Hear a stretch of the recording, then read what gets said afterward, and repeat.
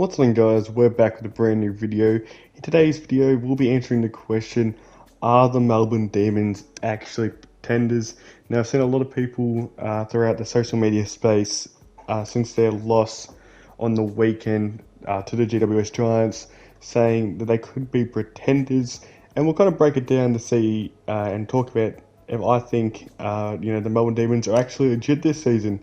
But before we do get into it, make sure to drop a like and a subscribe on this video because we're trying to get to 1,000 subscribers by the end of the AFL season. So if you can subscribe, that would be absolutely amazing. So without further ado, let's get straight into the video.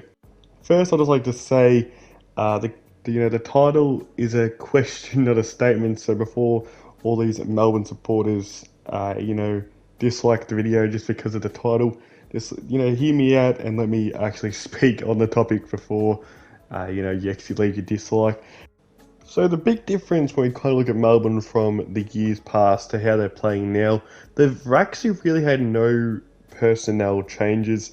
Obviously their one big recruit in the off season was Ben Brown, but apart from that, that was pretty much the only big recruit they've got in since they were playing last year. Now, the back half of last year, they started to get some consistency going in their game plan, and you kind of saw how they were going to try and play for the future. Obviously, we didn't think it would work as great as it's going right now.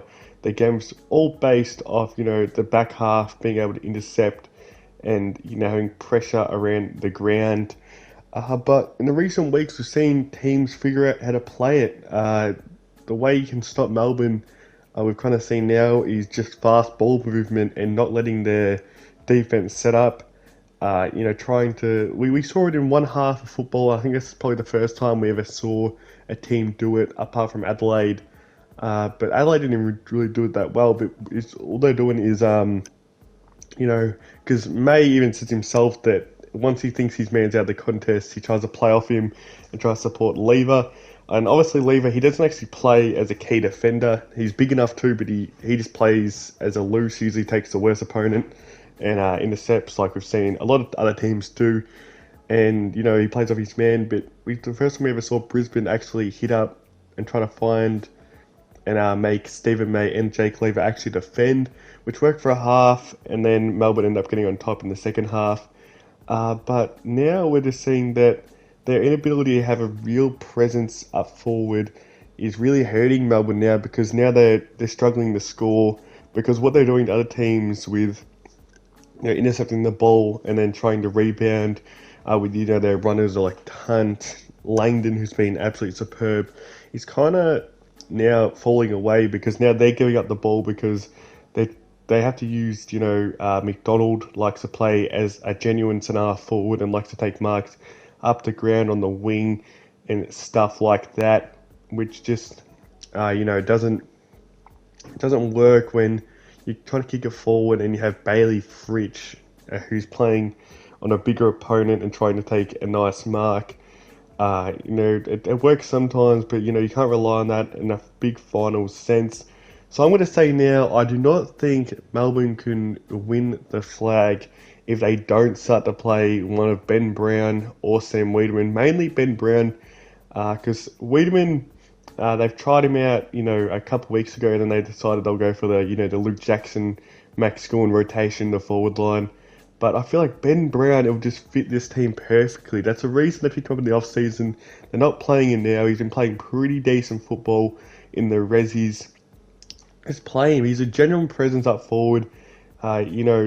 When it hits finals and you're versing teams like, the Geelongs have two key forwards, genuine key forwards that can hurt you, that they always have something to rely on, because, the finals intensity is nothing like regular season. Everything goes up a level. Teams that are great regular season teams sometimes fall away because of this.